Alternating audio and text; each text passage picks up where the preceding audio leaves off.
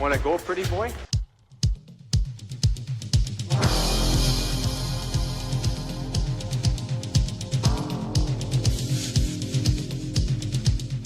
Two minutes by yourself and you feel shame, you know, and then you get free.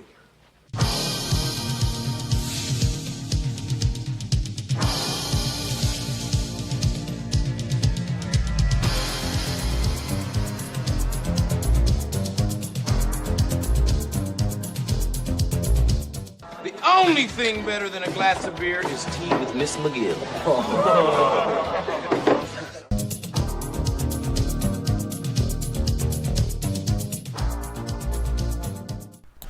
And welcome to the Fourth Line Voice Podcast. My name is Darren. Thank you very much for tuning in to the Labor Day edition of the Fourth Line Voice. Here we are, episode 468. How you guys doing? Here is Sunday night. I'm sitting here recording, staring out at the darkness. 9:30 Sunday night. Got back from Moose Jaw. Well, not just got back this afternoon, but we were in Moose Jaw for a few days, little road tripping. And, yeah. But it wraps up, folks. The summer is over. Kids go back to school on Tuesday. Back to normal, I guess. Yeah. Well, teachers have already been back, so believe me, I've heard about it. They've been back for a week already. Yeah. Where did the summer go? I was kind of like, even as a kid, right? You know, summer was over once you went back to school. But yeah, this is always that September long was always kind of a sad time, right? Because everything was coming to an end. Freedom was coming to an end. But I think my wife still goes through that every year. We went through it as kids, but then, of course, you get older and you graduate and get jobs and move on. But when you become a teacher, it's sort of like, yeah, because they have the same feeling the kids do. They don't want summer to be over either, right? But here we go. But I had somebody ask me, obviously, about the live stream and the Friday night fights. Yeah, from here on out, the vacation pretty much over. Like I said, school's back on, so I'll be around on Fridays, and we'll continue the tradition, all of 3 times now. But the live stream on my Fourth Line Voice YouTube channel every Friday night, 9 o'clock Eastern time. We'll play some, it has to be some minor league and junior stuff because the NHL, they copyright. So, we'll just kind of, an hour or so, I'll pick out some videos and play it. And I hope everybody that's listening comes and checks it out and joins the chat. And we have a lot of conversation, and I think it'll be a lot of fun. It's been received really well the first couple, so I hopefully they'll continue to grow, and I think it's something fun to do anyway. So and I'll try to pick out some good clips for you guys to check out, and some unique shit and some rare stuff that maybe you wouldn't see you wouldn't see otherwise, right? So. So check that out, the Fourth Line Voice YouTube channel, 9 o'clock Eastern every Friday. We're going to have Friday night fights, a viewing party, so I hope you come out and check it out. But, before we kind of get into the episode, I was kind of thinking, like I said, we were kind of away all weekend and hanging out at casinos and having drinks and stuff and eating good and everything else. So,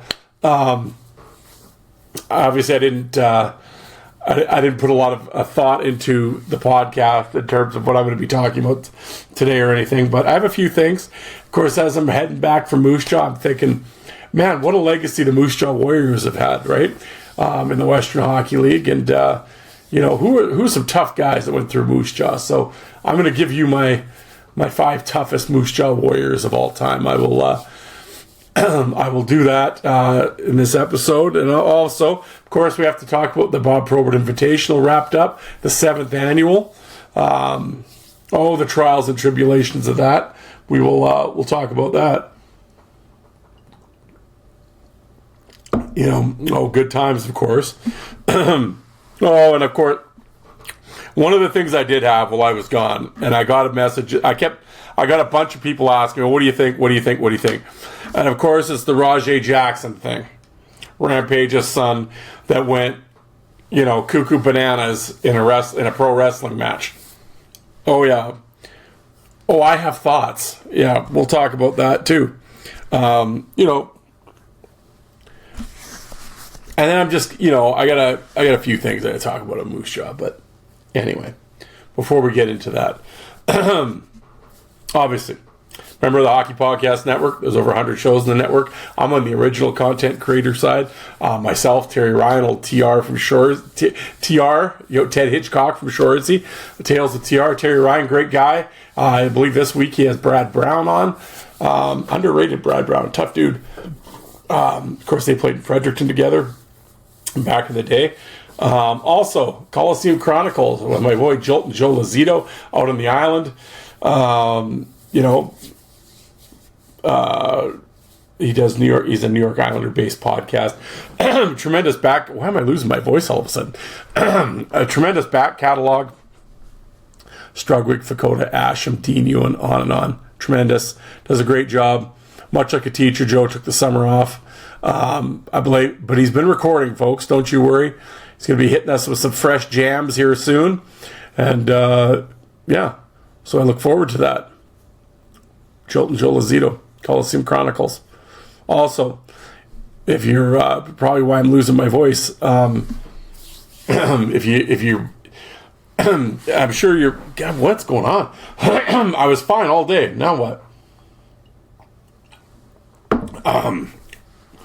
This MGD's got to heal it. What was I saying? Oh yes, the Bruised and Battered podcast, my other venture that I do with Alec and Jay. We just released an episode. It has Nico Blatchman returning. He had just signed with Florida, so he's going to talk about that, his return to Florida. As well as we get down serious business, folks. We weren't fooling around. This is actually probably this is probably actually the most serious topic that we've covered on the episode. We've done 38 episodes. And we actually covered the most serious topic so far in this past episode. We did power rankings, fast food power rankings, and it got a little ugly. It's a little chippy, guys. The three of us each did our top 10s, and there was some words exchanged. Got a little heated, a little heat. Not scalding, but it was warm. But these are the things you can come to expect out of a top-notch program like the Bruised and Battered podcast. Also, folks, Buckets Off Apparel.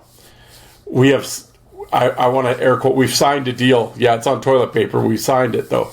But no, we are actually gonna have official merchandise, not only of the Bruised and Battered show, but of the Fourth Line Voice as well. That's right, folks. I'm finally getting into the merch game. And I couldn't think of better people to do it with than Brock and Brittany. They're starting off, like I said, the Buckets Off Apparel Company, and that'll be going in September. We're going to have an online store, and we'll have links up and all that jazz to let you guys all know. But one of the things that they're doing that I think is really cool, not only are they helping us out, the Bruised and Battered show, but myself, the Fourth Line Voice, but they're also helping out. They have their own stuff too, of course, but they're also helping out the players.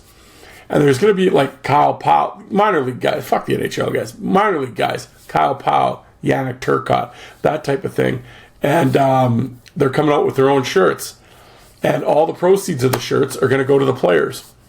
And there's going to be some guys in the Fed that have some stuff and some Southern Pro League. And, those guys ain't making a lot of coins. So any little bit helps. And so I think that's really cool that Brock and Brittany are doing that. And like I said, there's going to be lots of designs coming up here in the winter and stuff. But it's going to be Buckets Off Apparel coming out on the release will be in September here coming up, right before the season starts. And I will certainly hit you with links and everything else. But yes, folks, there we go. Fourth Line Voice finally getting merchandise. Yeah. Oh, for at least the dozen that have been asking all these years. Somebody's saying I need a rag to wash my car. Well, there you go. But yeah, so thank you to Brock and Brittany as well for setting that all up. And yeah, look forward to partnering with them. It should be a lot of fun. But, yeah, well, speaking of fun, oh, and wasn't it? The Bob Probert Invitational. The 7th annual Bob Probert Invitational. Here, hold on. I gotta bring up the tournament here. The tournament, the final tournament standings. Of course, it was won by none other than Dave Brown, defeating Tony Twist in the final in a hotly contested voting. And I want to thank everybody who took the time to vote. It was fun. You know, it was on Facebook. Of course, it's not, you know, it didn't get the attention, obviously, that it used to on Twitter. Like back when Twitter was really rocking and I first did the invitational tournament, you know, you'd get 4, 5, 6, 100 votes a fight. You know, now this one has 150, 200, but nonetheless, it did bring engagement to the channel, which is always a good thing, and yeah, it was fun.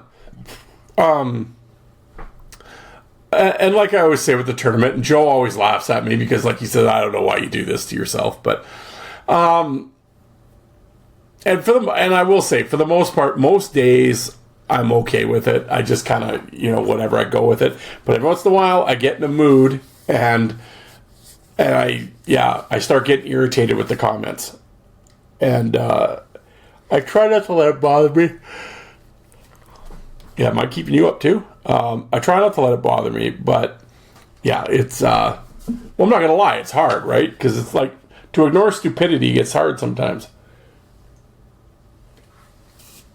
And that's the thing with these tournaments. It's like, 95, no, more than that, probably 98% of the people are good.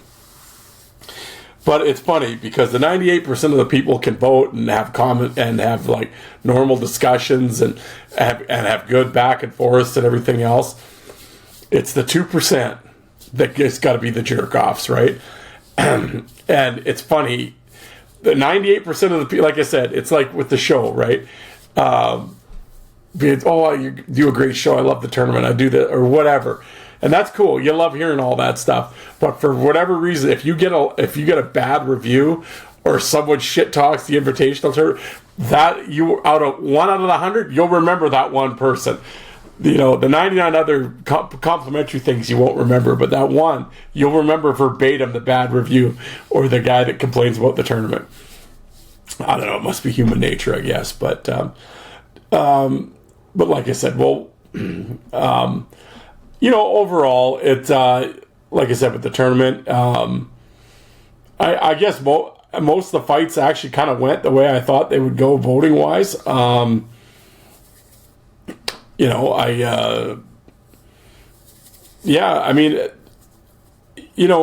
was funny because, and I always, you say this to some people, it's like, like a perfect example, like in the semifinals, it was LaRock versus Boogaard, and somebody, Boogie would kill him. Yeah, but that fight actually happened like multiple times and Boogie didn't kill him. So it's like, I'm just saying though, Boogaard would win. Yeah, but he didn't though. It's like I was telling the guy, I'm like, you might think Boogaard would win, but he didn't though when they actually fought. So why just think Boogaard's better? Okay. That's fine. I mean, I can't tell you how to think. But it's like, but this guy keeps telling me, no, but if they ever fought, Boogaard would kill him. I'm like, they did fight like 5 times and Boogaard never killed him. Boogaard never beat him. I'm not saying George won all 5, but Boogaard never beat George, like, convincingly. So I don't know where he would kill him. He goes, yeah, but you don't get it, bro. No, I clearly don't because it never happened, but okay. So you're telling me LaRock's better than Boogaard? I didn't say that.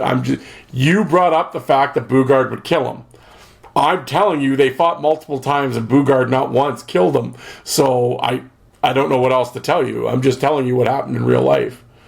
But if you want to still think Boogaard's better, that's fine. I don't care. But I'm just saying that's what happened. Yeah, okay, whatever. Oh. Sure. All right. But it's just shit like that. And it's like, and then other people, some folks will just, everybody new will beat everybody old. And yeah, it's evolution, man. Well, yeah, I know, but I'm not talking like 2000 versus 1920. Like, it's 2000 versus the 90s. It's like not that far of a stretch.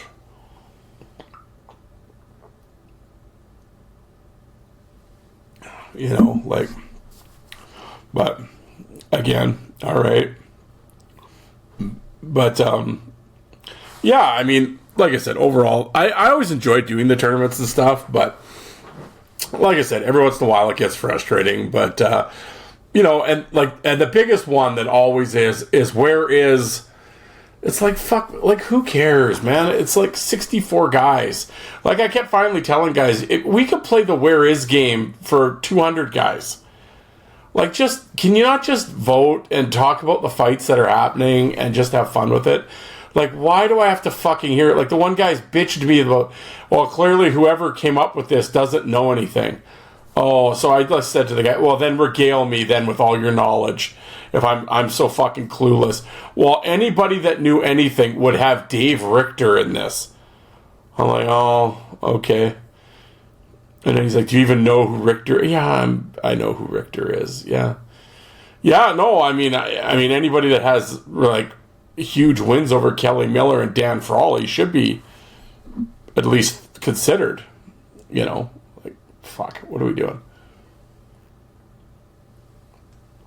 I mean, I don't have a problem with Dave Richter. Okay, next year I'll put him in then. Like, but this guy just wouldn't let it go. Like, he goes, yeah, but if you knew anything. And I finally said to him, you know what? They're fucking big mouth. I said, come on my podcast then. I said, if you know so much, the listeners would love to learn. I'd love to sit under your learning tree. Like, sure, man. Oh, of course, then he blocks me. I'm like, oh, well, there you go. Oh, he's calling me a keyboard warrior. I'm like, well, you're the one that started this, so I don't know who the keyboard warrior is, but I'm offering, and I was serious, but I've done this with a bunch of people. I'm giving you the opportunity to come on. We're on Zoom. You can stare right at me. You can look right at me and say that I'm a fucking idiot and I don't know what I'm talking about, and then you can proceed to school me on everything that I apparently don't know. And I will quietly sit here and listen while you tell me. I've noticed I've never been taken up on that proposition. I'm serious when I say it. I will let anybody that that disagrees with me and thinks I'm a fucking clown and an idiot, and they want to educate me. Well, then I will give you the audio platform to come on here and educate me. Like, what's the saying? Don't sing it, bring it. Then, like, here, I'm giving you a platform. But yet, you just want to hide in the comment sections and flap your lips. Like, Dave Richter was fine. I don't have a problem with Dave Richter. I know he was injured a lot at the end, but it's just like, go look at his fight card. It's like, Oh, he had a couple good fights. He had a couple good draws with Probert. All right. Well, Chris Tamer dropped Probert. He wasn't in this tournament. I noticed you didn't bitch that I didn't have him in. Nazarov busted Probert open. You didn't say anything about that. Dave Morissette buckled Probert. You didn't say anything about that. Like, again, if we could play the Where Is game, and I get Where's Steve McIntyre, Where's Link Gates, I'm like, well, they played more minor league games than NHL games, that's why. Of course, inevitably, well, what about no Chara? Oh, Chara, oh, yeah. And Chara would beat who on this list? Who exactly is Chara beating on this list? What heavyweight did Chara ever beat? The guy, the guy comes back with me? Pat Maroon. Oh, well, fuck. There we go. Silly me. What are we doing? Larry Robinson, that was the other one. Oh, okay. Well, you have Schultz on here. Larry cleaned his clock. Oh, yeah. The two punches after he tripped on a stick and he got pulled down. Most overrated fight in hockey history. But okay. Larry beat him. Sure. Okay, so that just immediately, that puts him in the top 64 toughest of all time. Well, he could have been. Yeah, but he wasn't, though. Like, No, I'm just saying he could have been, though. Who? What? He could have been what? Well, he could have been one of the toughest if he wanted to be. Oh, okay. Based on what, though? Like, and then we got, Bobby Orr. Bobby Orr fought a lot, too. Yeah. I mean, okay. I mean, for a superstar, Hall of Fame player, sure. He really couldn't fight. I mean, go watch his fights. He just pulls guys down and wrestles them. Not that I'm expecting Bobby Orr to go fucking Sherla Maguire. I'm not at all. But I'm just like, again, I mean, okay, you're a Bruins guy. I get it. And you live in the, everything was better back then. And, but no, Bobby Orr wasn't the killer of man or anything. Like, he was just a Hall of Fame player that would stick up for himself and would fight now and again. And like Larry Robinson, but let's not, I think it's one of those things that I think when a guy's a star player that fights every once in a while, I think his fighting ability gets really blown out of proportion by people, by fans. Like Larry Robinson, Bobby Orr, and like guys like that, and like Chara and stuff, and like, yeah, it's just, like I want to get Bufflin. I'm like, Dustin Bufflin couldn't fight. Like, this isn't a hitting tournament. Buff couldn't fight. Oh, clearly you haven't watched him then. Okay. I guess not. Like, yeah, well, actually, here, as we're talking, talk amongst yourselves. I'm curious here. As this guy's telling me all about Dustin Bufflin. Here, hold on for a sec. Okay, in 869 career games, Bufflin had 16 career fights. For those curious, so no, he's not really qualified to in this tournament. I wouldn't think. But the guy's like, well, I said, okay, well then look at these 64 guys. Who do I take out and replace with Bufflin? So the guy gets back to me. Wow. Odgers or Stock? I'm like, PJ Stock or Jeff Odgers. That's who you want me to remove for Dustin Bufflin. Okay. Do you know what either of those guys would do to Big Buff in a fight? Come on. Like, just... yeah, so this is the shit. And then, of course, we get to the Rob Ray thing. And with Ray, of course, once again, and I had two bozos. They just couldn't, like... Somebody put up the fight with Twist, which Twist obviously breaks Ray's orbital bone. And, of course, the guy goes, well, he couldn't get his jersey off. That's the only way Ray could win. He was a cheater. And I said, well, cheating would mean against the rules. When Ray was losing his jersey, it wasn't against the rules. There was no rule against it. So that's not cheating. So then this guy, of course, the other guy chimes in. He's like, you know what he means. I said, I don't know what he means. He goes, well, it's an advantage if you take your jersey off. I'm like, well, yeah, that's why they would do it, to win fights.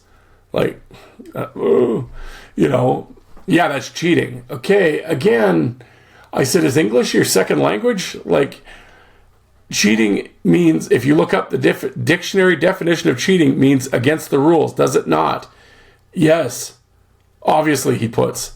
And then he goes, oh, what are we going to do, a spelling test next? I'm like, no, you can't read, so I don't expect you to spell. Like, no, reading's hard for you. If cheating, the dictionary definition of cheating is against the rules, well, when Ray and Probert and Glenn Cochran and all these people, Dave Brown with the Jersey Titan and the McSorley with the oversized, and people put, like, lubricant on their jerseys to make it slippery, and Probert had tearaway sleeves and all this stuff. There was no rules against jersey alterations or losing your jersey. So if there is no rule, that's not cheating. And then the guy just comes back, he goes, are you a fucking idiot? I said, well, in this conversation, I know who it is, and it's not, I know who is, and it's not me. Like, again, I don't know, like, if English is your second language, but, like, I don't understand what's so hard. Well, it was obviously cheating. That's why they made the rule. I'm like, well, it got maybe dangerous. That's why they made the rule. And after that, after they put the tie down rule in, if your jersey came off, then you could call that cheating. But Ray's jersey didn't come off after the rule. Like what? And this guy's just going on and on. And I'm like, and again, when you use, Ray and Probert and all them did that, and I've said this 1,000 times on this before, but they're like, they had the advantage. Again, you're using the word advantage like they're the only ones that could take their jerseys off. The guys they were fighting could have taken theirs off too. It wasn't like Probert and Ray were the only ones allowed to. Again, you keep saying this, an advantage, like no one else was able to but them. Again, words. Use your words. Figure out what words mean. Yeah. I ended up having to block him. I laughed. The one guy goes, "Why do you block?" Like I always said, "Why do you block people?" I'm like, that's the same reason I flush.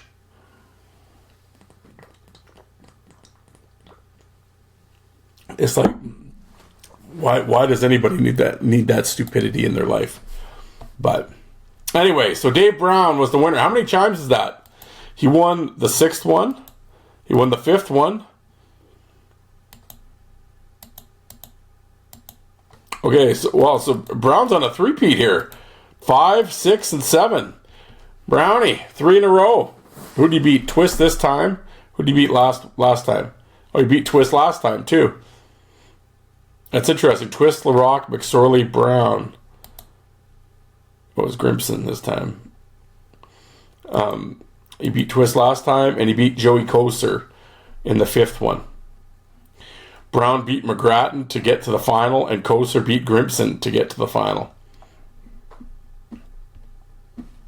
Interesting. It's interesting how these tournaments shake out. What would I say? Somebody was asking me, what do I think a first round upset was? A lot of people were saying Sean Thornton beating Lyndon Byers was an upset. No, honestly, I think I'd probably take Thornton. That's the thing. I don't vote in any of these. Actually, my vote was spent. I spent my vote with whatever John Cernak picked. That's who I voted for him because he was unable to. So I used John's picks. Yeah, if I was voting, I would have picked Thornton over Byers. Another one that caused a lot of controversy was Troy Crowder over Fotillo. That was interesting. I would have taken Fotillo as well. And to be completely honest, I've been hard on Nicky on this channel. Not that I have anything personal against Nick Fotillo. I don't have any. I have nothing for her. Again, Nick was a bad dude. I love his story of the local kid and all that shit. He did a lot of squaring off and non-fights. That kind of irritates me. I laugh because everybody says, "Oh, so and so was scared of Nick. That's why he wouldn't engage." I'm like, "Oh yeah, that seemed to happen though, in a bunch of times." And it's like, so who's the common theme in all of these non-engagements? I'm just saying. Now, I'm not saying Fotillo was scared to engage. I'm just like, yeah, Anyway. But old Probert backed down from him. Well, okay. I guess so. One guy was telling me, Probert knew better. I'm like, yeah. So a rookie tough guy trying to make a name for himself. And let's be honest, no disrespect to Bob, but seriously, a coked out rookie who's trying to make a name for himself and make his bones is scared of over the hill Fotillo. Is that what we're saying? Like, that's why Probert turned him down, is because he was scared of him? Okay. Just think about that for a bit. Sure. But I would have, and Troy Crowder, again, I've said it on this channel a bunch of times. I think Crowder's largely overhyped. I mean, he had the big win over Probert when he cut him. Probert stepped on a stick, but still, he cut him. Okay, the refs got in there a little quick. But okay, yeah, I mean, I'm not saying, like Bob would have come back. But no, okay, Crowder got the win, cut him open. That was a big win. The one punch of Chikrin was brutal. That was without a doubt. Then he beat up Craig Cox. love Cox, but I mean, you know, Craig took some lumpings by a few people, but I love Craig Cox, though. He's awesome. Got to be careful with that soundbite when you say you love the Cox. But, and other than that, it's like, okay. And, like, that was the thing. I mean, he had a lot of potential, but with injuries and everything else, it's like, you know, and he had some great American League fights, but it's like, overall, it's like, I think people I don't know if it's like trying to,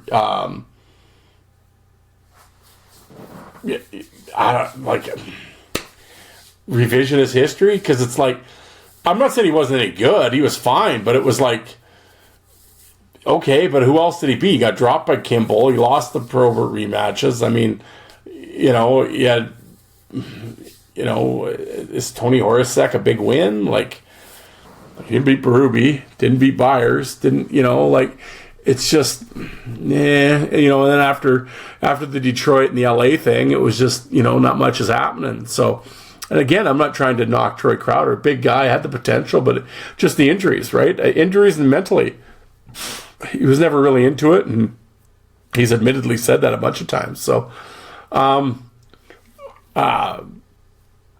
so that's always been my issue with Crowder. I've done a piece on the show, whatever episode it was, I don't know, but I went over all of his fights, and we broke down his card and just kind of like, you know, that's it. Like, it's just kind of, you know, whatever. So that's where I'm getting text messages here, folks. I'm, you know, I'm writing this stuff down. So, yeah, I mean, other than that, I mean, yeah, I probably would have taken Fatillo. Let's Tim Hunter gone. Yeah, Berube. Yeah, the other big one was Craig Berube over Clark Gillies. Yeah, nah, it's hard. I guess I'm always critical of Gillies because he just didn't fight a lot. When he did, he was very good at it. But Craig Berube was really good at it. And I guess, like, is Craig Berube beating Clark Gillies? I mean, is it some, like, out of left field, like, that would never, no, I'm not saying that, that would never happen. Oh, yeah, it could. You know, Craig was fast, big enough guy, I mean, you know. But, yeah, Gillies is a monster. So... That had a lot of controversy there. Yeah, Wendell Clark and Baumgartner. Yeah, people took Wendell. I wouldn't have. I would have taken Bomber. Like, we got Langdon over John Cordick. Yeah, McKenzie. Bugard, Chris Simon. A lot of people had trouble. There's a bunch of people that had problems with that one too. It's hard. The thing that always cracks me up is when people argue, because I've always, I mean, you could, again, when it comes, I don't pick whoever the fuck you want, I don't care, but I always kind of looked at these matchups, like if I was voting, it would be Prime versus Prime, like at their best, who is beating who, that's how I would look at it. But it's funny how the mental gymnastics that people will do to make sure, like, their guy wins. Like, the one guy, like, perfect example was like this guy was talking about, like, Brown and Grimson. And he was like, wow, Brown busted his orbital bone. So, like, you know, and I'm like, well, Brown was in his prime and Stu was a rookie, you know, like, Grimson got a lot better after that. I you know. And the same thing with Simon and like, Bugard and stuff, or, like, you know, another one was like McGrattan and Koser. Yeah, that's interesting, right? I mean, Koser, definitely one of the most devastating punches of all time. But I don't know if I wouldn't take McGrattan to beat him, to be honest. You know, and then it was interesting. Brashear beat Larry Playfair, and then Scott Parker beat Kevin McClellan. Probably same thing that I would pick. And then Parker and Brashear fought. And then Parker won the voting. You know, and there was a bunch of people. you know, and that's the thing. See, this is where it becomes interesting because I have Donald Brashear in my top 10 of all time. I do not have Scott Parker in my top 10 of all time.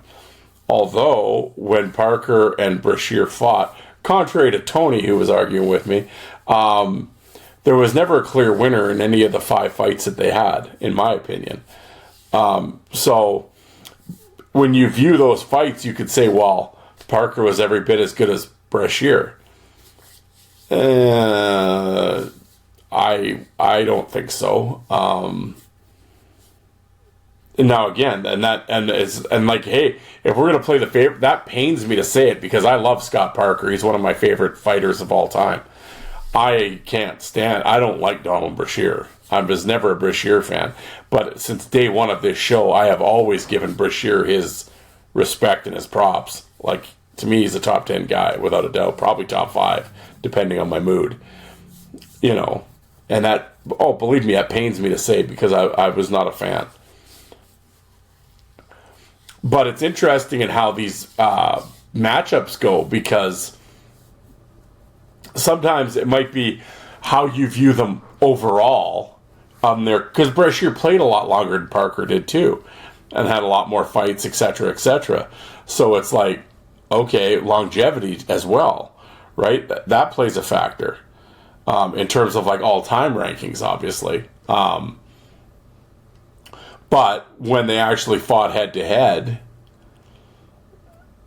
you know, yeah. Well, at the same time, I'm not saying Parker like best to Brashear, but they kind of have like a saw-off. Like if you watched it, you'd be like, all right, you know, like I don't know what to do from here, right? So it's I don't really know where I'm going with this, but it's just more.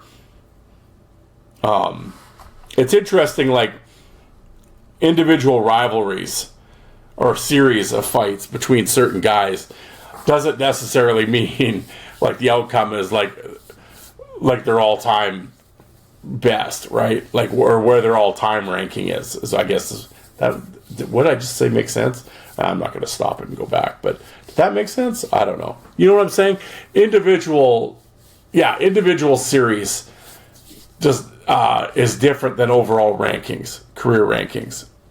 So, which I think sometimes gets people not confused, but it leads to issues with this.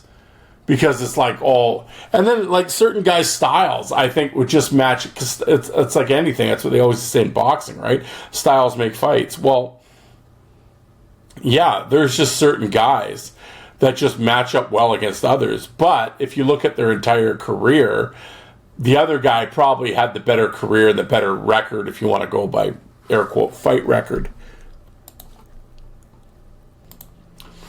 Yeah, well, like I was saying earlier with Kosar and McGrattan, it's like if you look at it on the surface, like Kosar obviously had more knockouts and all that stuff, and etc. But in terms of his fight card in his era, was his fight card better than McGrattan's?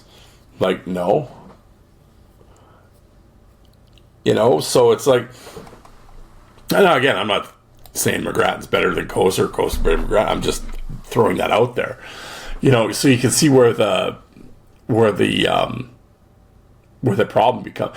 Well, it's like, okay, Sandy McCarthy beat Probert a couple times, right? Like Sandy had like, you know, but again, that was kind of Probert at the end, but whatever.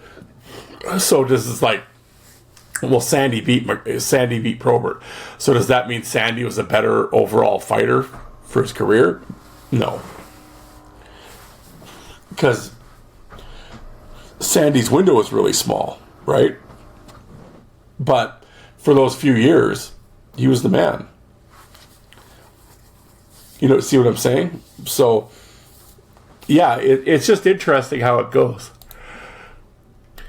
And I just think a lot of people just can't separate that when they're doing these votes.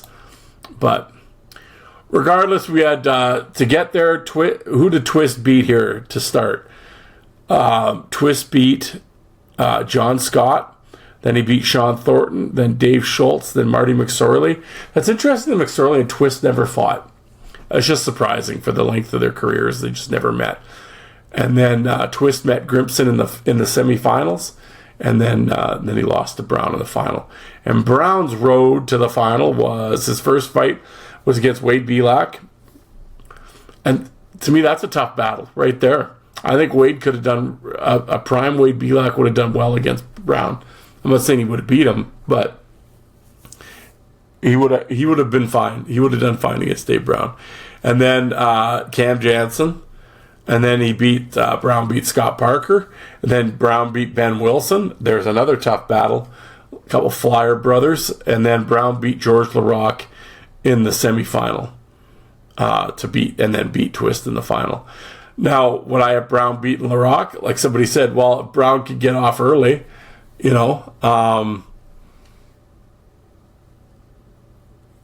Yeah, it's interesting. I could certainly see Laraque beating Dave Brown too. Yeah, for sure. So it's interesting. Yeah, Twist versus Grimson and Laraque versus Brown in the semis in the Final Four. What a great Final Four. But Grimson versus Goddard was who Grimson eliminated to get there. Yeah, you know what? And so tough. I probably would have voted for Goddard over Grimson. I don't know, but see, then there you go. But then that's just what I was. Although would I have Stu? I wouldn't have Stu in my top 10 of all time. He's close, but I wouldn't have him there. And then somebody was saying like Stu was like really overrated. Oh, he had terrible balance in Chicago. I'm like, well, he played a lot longer after Chicago. Like, did you see his Hartford/Carolina? Anaheim stuff. Like, did you see any of that? Like, he was killing guys in Hartford. Like, he put it all together. So, but again, these guys like to, pick them at their worst. They're not their worst, but just they're rookies. But anyway, we'll wrap up. Enough. Yeah, I've yammered on for 25 minutes about the Bob Probert tournament. But yeah, no, it was a fun tournament. It was fun to see how it plays out. It's funny because somebody, what the biggest, the fun thing I have with these tournaments, and I'm such a nerd, is I just like seeing the matchups and what the computer spits out, because that's the other thing. And I'm sure everybody listening already, but for those that don't know, basically I just take a piece of loose leaf, write out numbers 1 through 64, and then I just write names beside each number, and then I do a random number generator on the computer. Numbers 1 through 64, just boop. That's all I do. Oh, number 5, I go to the list. Oh, that's McSorley. Boom. Number 38. Oh, that's Ben Wilson. All right, okay, that's the fight. McSorley versus Ben Wilson. That's how these get put together. That's it. I laugh at some people go, "Wow, I can't believe you had Probert or Brown and Belak in the first round, and they wouldn't be seeded like that." I'm like, dude, fuck. How much time do you think I have in my life? Now you want me to do seeds? That's what I've heard that from a bunch of people. You should seed these people. Well, no, because then you would bitch to me how I seeded them. It's like you can't win doing this. How I seed them, you'd complain. So it's like, you know what? I'll just let the computer pick them. And the chips will fall where they may. And yeah, you might have like basically a Final Four matchup in the first round. And somebody really good's going home right away. Oh well, that's just the way it is. Does it really matter? Like, that's what I finally said to a few guys. At the end of the day, man, you're bitching about a fucking fantasy hockey fight tournament. Like, go outside and touch grass, dude.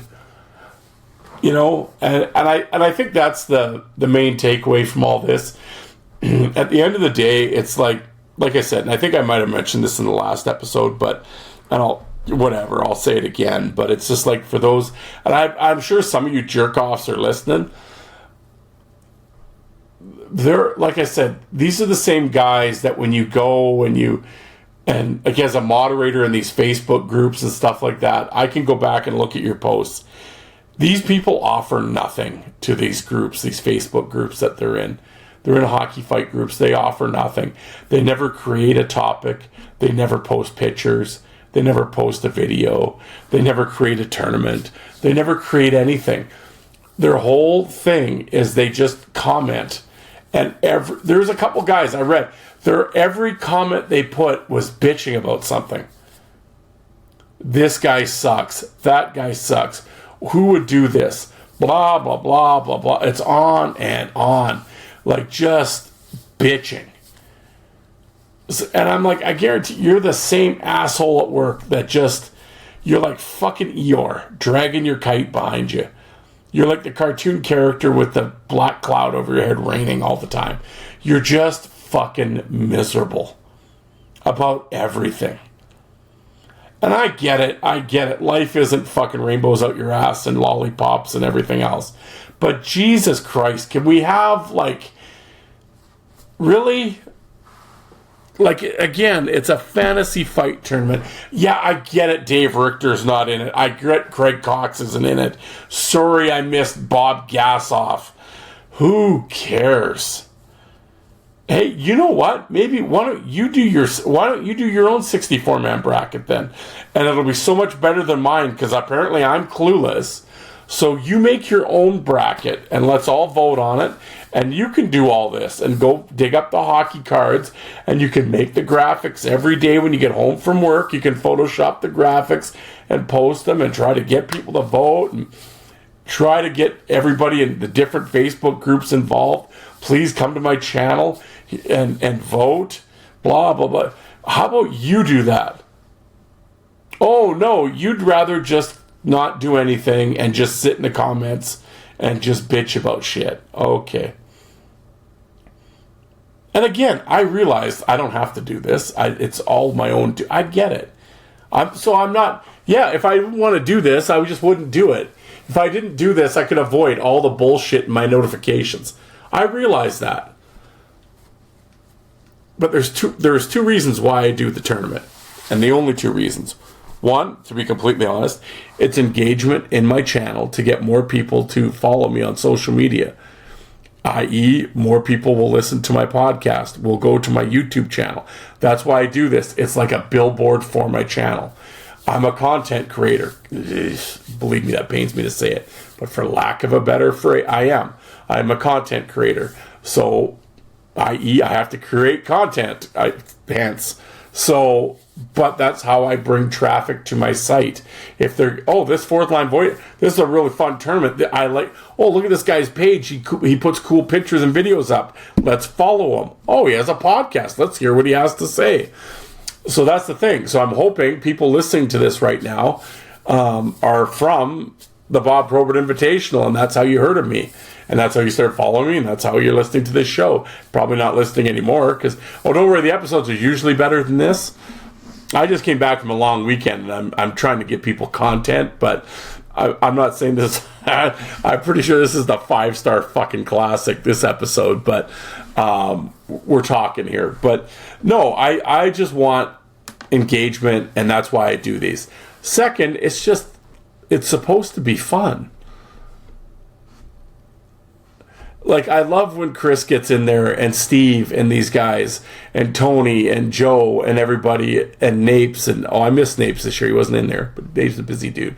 But and Rob, and guys like that write out, this is how I see this fight going, and stuff like that. These are the guys that make the tournament worth it. That they participate, and they, like, even if he's just like, I think Twist beats Brown because he has that big punch, or whatever. Like, just something to get people involved. It's the middle of summer. It's hot out. There's no hockey. How about we talk about some old guys for a while? And let's talk about what Kent Baumgartner and Wendell Clark matchup would look like. You know? What would Cam Janssen versus Terry O'Reilly look like? You know? What would Darren Kimball versus Peter Worrell? You know, just shit like that. Why not? Like, I don't think it's anything to start name-calling people over. But it's just like, why not just have fun with it? You know, and in your mind, play the fight in your mind. Like I always try to do. Like, I think of the two guys, I just think of them fighting and how it would look. And, you know, I mean, yeah, it's the fight nerd in me. But it's like, And like I said, I have fun when the computer spits it out. Like I'm sitting there waiting to enter 62, enter 52. Holy shit. You get Donald Brashear versus Larry Playfair in the first round. Oh, wow. And then, oh, man, look at Brown's fighting Belak. Grimson's fighting Colt Noor in round 1. Holy shit. Ray versus Ojic. And in my head, I'm like, oh, this is who I would pick, and I just have fun with it. I don't, Grimson versus, well, fuck me if they had seeded these properly, if this guy had a fucking clue. Like, no, but right away, that's what some people's instincts are. It's like, oh my God, like, just, who cares? Like, you're more upset about this than Colt Noor probably is. Do you think he gives a shit? And yes, I know Colt Noor follows the channel, folks. Just saying. I know he does. He's told me he does.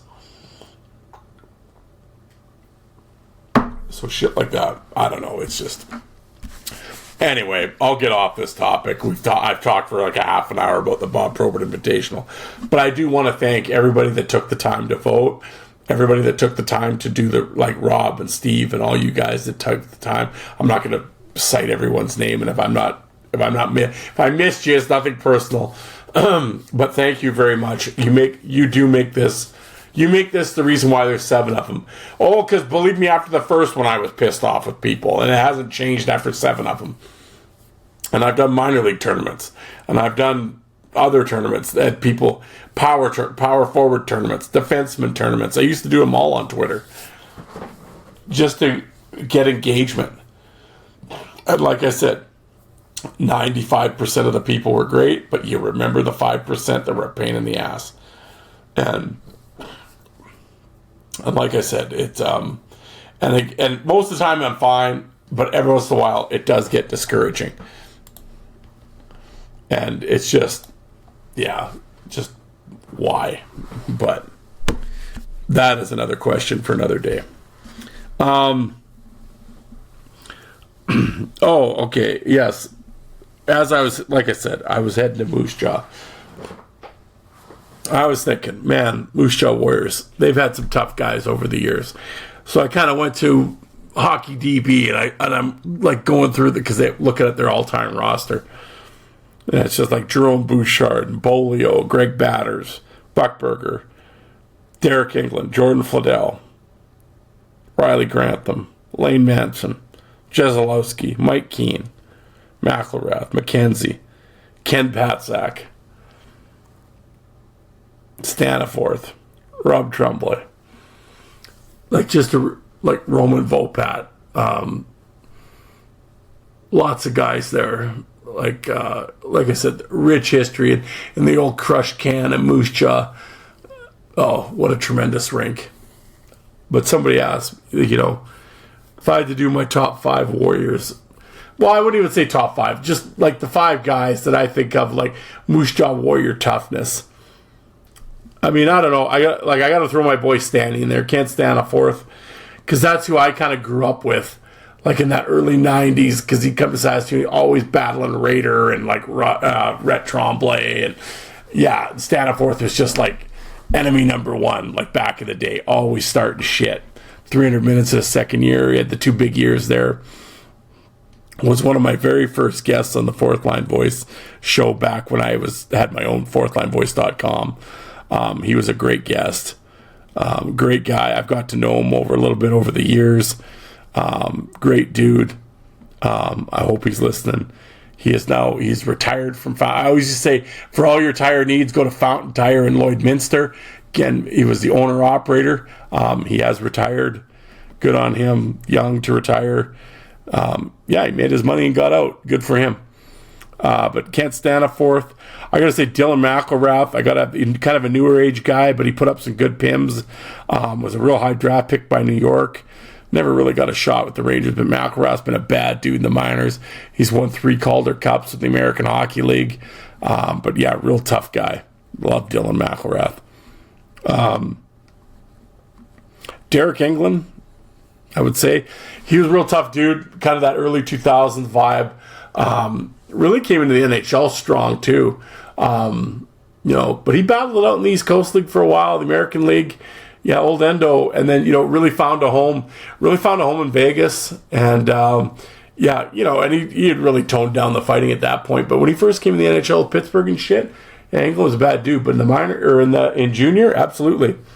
Number 2, it's gonna probably surprise people. I'd say Mike Keane, because they're probably Mike Keane, kind of an undersized guy. But I know when they did the East players poll voting back in the day, Mike Keane got voted best fighter in the East one year, and that's when Twist and all those guys were in the league, and Keane still by the players and coaches got voted best fighter. So that's saying something. So in terms of Moose Jaw, I'm not saying Mike Keane could beat McElrath and all these guys, but I'm just saying at the time, in terms of the Moose Jaw Warrior time, yeah, Mike Keane. I wish there was more footage. I have a few of Mike Keane's fights from the Western League on my channel, if you want to go back and check those out, but I really wish there was more, but I've heard a lot of stories. Number 1, yeah, rest in peace, but Rob Tremblay. I loved Rob Tremblay when he played for Moose Jaw. I remember him coming to Saskatoon, and he would get shit going with Wilm and Warner and all those guys. Oh, they hated him. Undersized. He just had that cool square off, and he had some great fights, and I have some great fights of him on my channel. And yeah, he went overseas and became a hero over in the UK. And I talked to Rob a fair amount. I asked him to come on the podcast a few times, and he just really wasn't comfortable in doing it. But at the same time, he shared a lot of stories with me. Apparently, he had a great fight with Derek Boogaard out in a parking lot in Regina. But yeah, he. I had a lot of fun talking to Rob on in private messages and stuff, and real sad story there. Had demons and fought them, and ultimately, he couldn't overcome, and he took his own life. But yeah, so that was always hard, and I always. And that's always what, and that's happened a couple times, unfortunately. And when it comes to for selfish reasons, that, I always wish they'd done, maybe not mine, but any podcast. I really wish, but I just always say mine because it's like we cover their entire career, like from youth hockey all the way through to junior to the American League to UK or whatever in this case. But I always wish you'd done the show just so people out there would have a time capsule and his voice, and you could hear his voice talking about it and sharing the stories. And yeah, it's always unfortunate that I never got that with Rob, and it's happened a couple times with guys, and and it's really sad. And and I'm not just like saying it because it would have been great for ratings or anything. Like I'm not being an asshole like that, nothing like that. That's why I always want to have guys on, because it's to share their stories and not just give their fans something, but their family to listen to. Because a lot of these guys played, of course, before their kids were born and stuff like that. So maybe their kids can go back and listen to the episode, and they'll hear stories from their dad or about their dad that they didn't know, and who he played with. And like I remember when I had perfect examples when I had Paul Ferrone on. His kids didn't even know he played hockey. I'm like, Jesus, so when you have stuff like that on, and they can go back and they can listen to their dad tell stories of, maybe they were in an NHL camp they didn't realize he was in, or he played with this guy or played with that guy, or that's how tough he was. Because, like I said, a lot of times these guys they started having kids, or once their kids were able to, they were 10, 11, 12, 13, like where they could actually hear the stories and process what they were hearing. Their dad's been long retired, and now he's fat and bald, and sells used Toyotas down in downtown. But they didn't realize that 20 years earlier he was the maybe the toughest guy in the American Hockey League, or he was one of the toughest guys in the Western League, and he played with this guy and that guy and that type of thing. So that's why I always love doing the interviews and like doing real biography type. It's a biography piece, and unfortunately, I wasn't able to do that with Rob, and it's sad, because I think that would have been cool for people to hear his story and to hear the stories that he shared with me in private message. I think would have been fun, but it didn't work out, unfortunately, and yeah. But regardless of all that, Rob Tremblay was a joy to, as a fan, was a joy to watch, and I loved when he came to Saskatoon. I was always there for the Moose Jaw games, and I loved me some Rob Tremblay. So thank you, Rob, for all of the memories that you've given me as a fan, and rest in peace. Oh, well, and like I said, we came home from Moose Jaw, had a lot of fun. We were only there for a couple days, and went into Regina because Regina's like 40 minutes down the road. Went down to Regina, and of course Regina's hopping this week with the Labor Day Classic. Of course, the Rough Riders pulled it out, a 4-point win tonight against the Winnipeg Blue Bombers in the Labor Day Classic. Hotel rooms were scarce in Regina. It was booming in Regina, but of course we stopped by the Regina Casino, and wife won $300. That was pretty good. I lost. I didn't lose $300, but I lost a few bucks anyway. But we had fun. Hit Carl Jr.'s on the way out of town. I don't care what anybody says. Carl Jr.'s, man. Why do we not have a Carl's Jr.'s in Saskatoon? Because I love me some Carl's Jr.'s. That's all I'm going to say. It tastes like rink burgers, man. I said it in our fast food power rankings. Every time I've had Carl's Jr.'s about 5 times now, and every time it's been top shelf. The location, Regina, the employees are great. We were there at like 3 p.m. We were the only ones in there. Food was top notch. And then I'm sitting there watching the workers going around cleaning the windows, cleaning the tables, like putting stuff away, putting all the chairs back, just working. Instead, most of them, I'm sure, would have been on their phones in the back, not doing fuck all. Nope, cleaning the glass and the thing, cleaning the trays, cleaning the tables. I'm like, this is top notch, man. And yeah, I know it's fast food, and I'm sure there's people with Carl's Jr.'s. Are you serious? Pfft, shit, man, I'll tell you, the Regina's Carl's Jr.'s been top shelf every time I've eaten there. And the one in Lloyd, same thing. Tremendous. And yeah, so I'm not knocking Carl's Jr.'s at all. Shit, it was good, man. Plus, that was all I could afford after the casino. But no, I laughed. The hotel we were staying at, Moose Jaw, of course, has the big continental breakfast from 6 to 10. So I get up at 8:30. My back's killing me because the bed was actually the shits. I'm like, okay, I'll go get the continental breakfast. I go over there, go down to the lobby, go to the continental breakfast, had some lukewarm eggs, some toast, a real dry muffin that I ate 2 bites out of. Although I will say they had hash browns there that were but they were the cubed ones. They were quite good, actually. The hash browns with ketchup, I ate quite a few hash browns this morning. But I'm just sitting there, and they had a mini fridge, and there was a whole bunch of yogurts in there. And these 3 jokers are sitting there. And they're adults.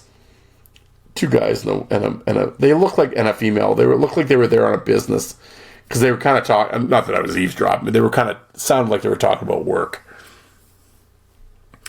But the one guy goes to the fridge right when they're getting up to leave, and he goes and grabs 10 yogurts and walks out. And it's really, you just. Basically you took what cost $6. You took $6 worth of yogurts at the Walmart, basically, and you stuffed them in your pockets, and you're gonna have a yogurt party later tonight. In your hotel room. I'm just you really have to. You have to take, almost a dozen yogurts. I'm it's assholes like that is the reason why hotels and stuff will stop doing continental breakfast. Or that's why the prices keep going up. It's well, we'll offer you the continental breakfast. It's air quote free, but we'll jack our room rates up. Now, I'm not saying but it's because of assholes like this. Because you get enough people taking a dozen yogurts when they're leaving. I had a yogurt. I had one My wife had one, like normal people. I wasn't filling my pockets full of I enjoyed the hash browns. I didn't fill my pockets with them when I was leaving.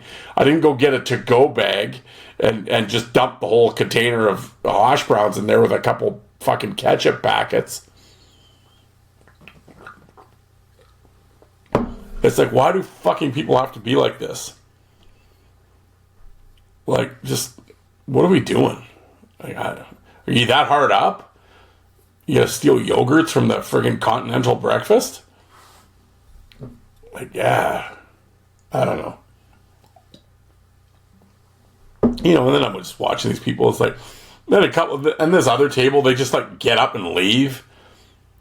Like, leave their plates and everything just sitting on the table. I'm just gonna leave. Like, you didn't notice the 2 big trash cans by the door? Like, you just couldn't take your shit over there? Like, no, the minions can clean up after me. Like, that's like when you go to a fast food restaurant and these fucking assholes leave their trays, and that drives me nuts. Leave their trays and shit on the table and just walk out. Like, you're not walking by the garbage can where you can dump your shit in and leave the tray. Like, you're not walking by that to go to the door. Oh, that shit just drives me up the wall. But welcome to the Fourth Line Boys podcast. Yeah, I guess, folks, this hasn't been much of an episode, to be honest, but I can't believe I've talked for an hour. Now I'm burping up my MGD, and it's good times here. No, I'm going to leave on this. The final thing I will talk about, and I'm not going to talk long because he ain't fucking worth talking about for long. Rajay Jackson, Rampage's kid.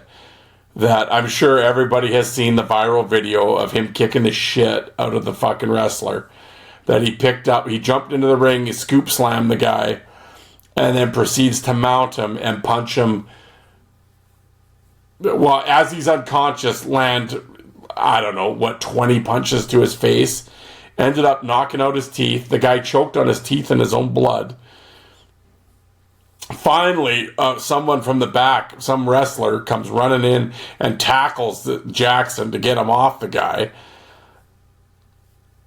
And anyway, somebody had sent me the message, like, what did I think of this? Well, plain and simply, the fucking idiot should be in jail. He should get attempted murder charges, and fuck this guy. This guy's a sewer dweller. Now, and I've seen some of the other reactions. You know what? And the thing is a lot of times I like Chael Sonnen cutting promos, but Chael Sonnen's a fucking idiot when it comes to this. Sounds like a buffoon. But no, I mean, that's the thing. If that guy hadn't come and pulled Rampage or Jackson off, he would have beat the guy to death.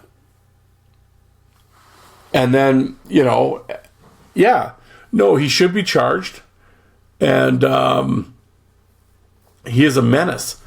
I mean, what's this buffoon going to do if he gets cut off in traffic? Or some slight, somebody has 15 items in the 10 items or less out of Walmart, and Jackson's behind him and ends up snapping. He's going to kill somebody. Like, if you cannot handle your emotions like that, and you're beating an unconscious man and landing, not just, he was out and you hit him 1 or 2 more times. No, this is raining down dozens of blows on this guy as he's out, and he's literally choking on his teeth and blood. Yeah, you should be in fucking jail for a while. Throw away the key. Let him think about it. You were a menace. And apparently somebody's telling me the Jacksons have a live stream. Like, they have some guy just... Who the fuck is watching this? Someone explained... I'm old. So someone explained to me why you're watching a feed of some goof just wandering around. Why? Like, should I live stream my day at work? Or people I guess people are going to watch, some people. But why? Okay. But anyway, apparently, so Goofy somebody requested him to come. He knows somebody that's one of the wrestlers, and it's some outlaw mud show group, some outlaw group that whatever, some independent wrestling company.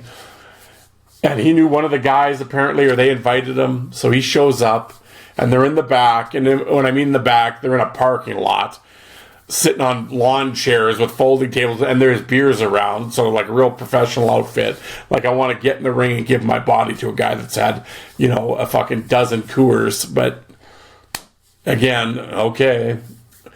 But anyway, so Jackson shows up, and they're like, and apparently Psycho Sid, or Psycho Stu, is the guy he ends up beating up. But Psycho Stu hits him with a beer can in the back, and it's all on film because they're air quote working an angle. And Jackson's such a meathead, he doesn't get it because he's not a wrestler. So he's like, who the fuck is this guy? This guy's disrespecting me, bro, and whatever. But they tell him, like, no. Like, afterwards, when he's having his match with the guy, you run in and we'll do a storyline and you can, like, beat him up in the ring and you get and the one guy's like, no, you'll get your receipt, bro. Like, you're going to get him back. Well, so I'm using wrestling terms. I don't know how many people listen to me. Well, in a wrestling match, because obviously it's choreographed and everything, I'm not going to call it fake because it's not fake. It's predetermined, but those moves would fucking hurt, and slamming on the ring and everything else and all. I know, I've done it. It's not fake. Predetermined, yes. Fake, don't ever call it fake. It's not fake. But a receipt is if you're in the ring with a guy and you catch him with one because they're throwing punches. There's not live rounds, but every once in a while you'll catch a guy or you stiff him with a kick. The guy's motherfucker, you know what? And then whack, he pops you back one time just to straighten you out. Like, hey, slow down, calm down. Let's, that's a receipt. What this fucking goof did wasn't a receipt. This was just assault. So, and the thing is, in the live chat, apparently, in the live stream, because there's a live chat, like I say with my fight videos that I do, come watch, you can chat. They're egging this Jackson on, like, oh, don't let him disrespect you, brah, and all this shit. And he's telling everybody, I'm going to get this motherfucker, and he shouldn't have done this, he shouldn't have done that.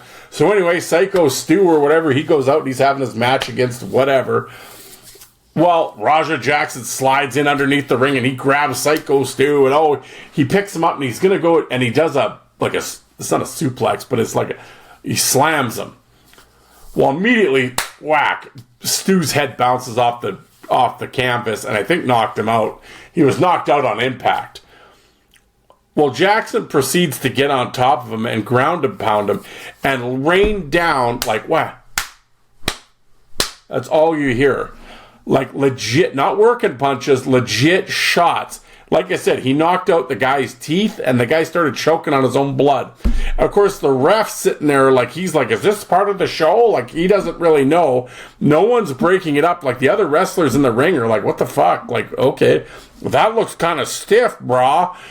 Finally, some guy from the back comes running out. Is it Dave or Don? Whatever his name, he's got pink mohawk or whatever, but he tackles Jackson off of him, finally, and gets him off. And they drag Jackson out of there. He goes out the side door. Well, then, and of course, he's got his camera crew with him because it's live streamed. And he's like, yeah, that's why you don't disrespect me, bro, and all this shit. Like, totally like he was saying before he went in the ring. He goes, oh, I'm going to get this motherfucker back. And it's like totally premeditated shit. That's why I'm like, yeah, you're going to jail. That's why it's a wrestling show, you dumb shit. It's a work. What are you doing? But it's like, and I know some listeners out there, list guy Tim, Chris, I know you're listening. Jim Cornette went on about this for an hour, but this is what Jim Cornette always talks about, and I love me some Jim Cornette. This is what he always talks about, and this can go to a number of things, Ice Wars, that we could talk about. But this is why you don't let outsiders into your business, because shit like this is what happens. Kayfabe, that's what we always talk about, and this is why you don't have buffoons like this, because this is what happens when you bring outsiders into your business and you don't smarten them up. They wreck shit, or shit goes wrong, or people get hurt. That's what happens. Case in point. So I laugh. Oh, his camera crew, he gets all the way down the street. Then the wrestlers start, they're yelling at him from a block away or whatever. How did this guy ever got into the building? This guy just basically almost killed your friend. And you just let this outsider almost kill your friend and then run away. And no one does anything to this guy. Like, holy shit. Who needs enemies when you got friends like these? But it's just like, it was buffoonery on every level. Anyway, so if anybody's sitting there listening to me right now, like, what is this guy talking about? Just type in Raja Jackson and it'll come up, believe me, and it's sickening to watch. And when after you watch it, and it can be like, oh, but it was wrestling and it's a work, and he hit him with a beer can on the back, though, he should have expected it. No, and that's the thing. It's one thing, okay, you slam him and you knock him out, and it's like, okay, I'm going to get you now. Wham! Give him a shot, and all of a sudden, oh shit, he's not, okay, whatever, I got him. But to sit there and rain blows down on him as he's unconscious, it's gross. The video is gross. And it's like, no. You're a psycho that needs to go away. You have obviously anger management issues. And I don't give a shit. And all these people with these videos, oh, well, you got to cut the kid a break. And he's 25 years old. You're long past being a kid. Enough with this bullshit. We got to give the kids a break. He's 25 years old. He's not a fucking kid anymore. Stop. That shit ended years ago of him being a kid. So to those that I had a few people ask me, there is my reply. No, he should be in jail for a long time because he's a menace to society. If you're going to do that in a scripted wrestling match, when the guy's giving you his body, and you decide to rain 21 unanswered to a knocked out unconscious person, no, you're a piece of shit, and you need to go sit in a jail cell for a long time. I'm not saying give him life or anything, but like years. Yeah, you can think about it for a while. Get your head straight. Maybe get some counseling or something. Like, Jesus. But anyway, well, there's an hour and 17 minutes you're not going to get back, folks. I don't know why my voice is all of a sudden just killing me. My throat's killing me, but I keep trying to drown it with some MGD. It's not working, folks. But anyway, like I said, well, if this is your first episode listening after, because you followed me from the Bob Probert Invitational, the episodes will get better. If you want to check out my back catalog, I've interviewed lots of players, a lot of minor league guys, junior guys, some NHL guys. I encourage you to check John Morasti, Steve McIntyre, Tedarenko, on and on. I've interviewed people. I'd encourage you to go back and take a look. I've had fellow fight fans on here. We've done 10 rapid fire questions. After 468 episodes, I've done a lot of shit. I will say this, folks, for the rest of you listening, now that school is back starting after this weekend, my schedule becomes a lot more regimented. Like, we're not doing it. We're not going out of town. We're not doing anything. Like, we'll take our holidays like on school breaks.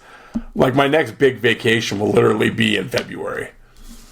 Oh, no, I shouldn't say it. In November, we're probably going to go to Edmonton for a few days.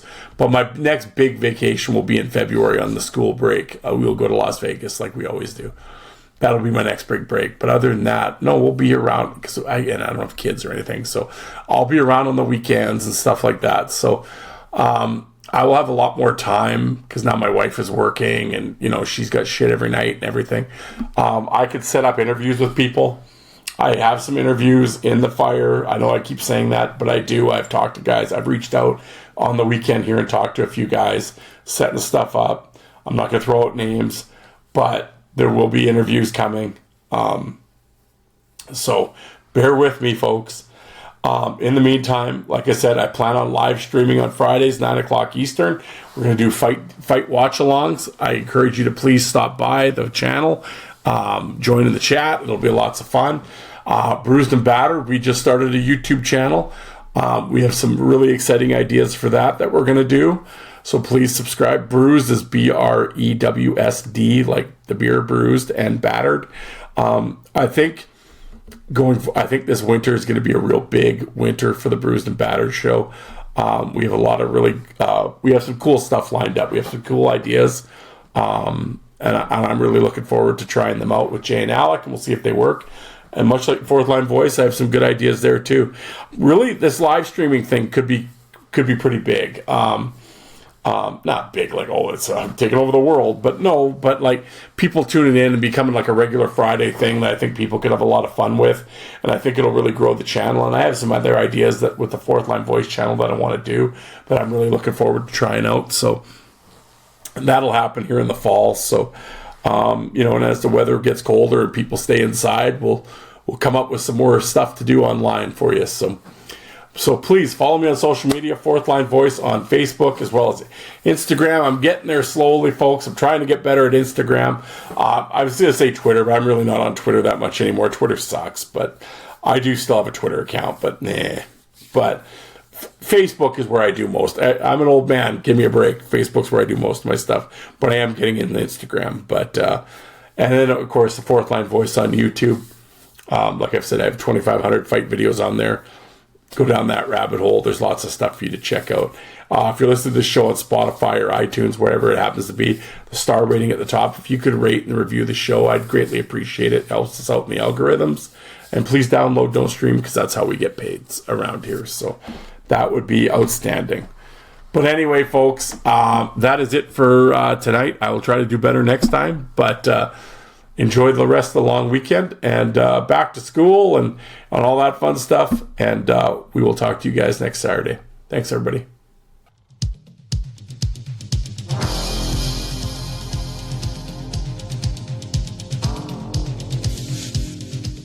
And you people that don't like fighting, how many of you did you walk out and get a coffee while that was on?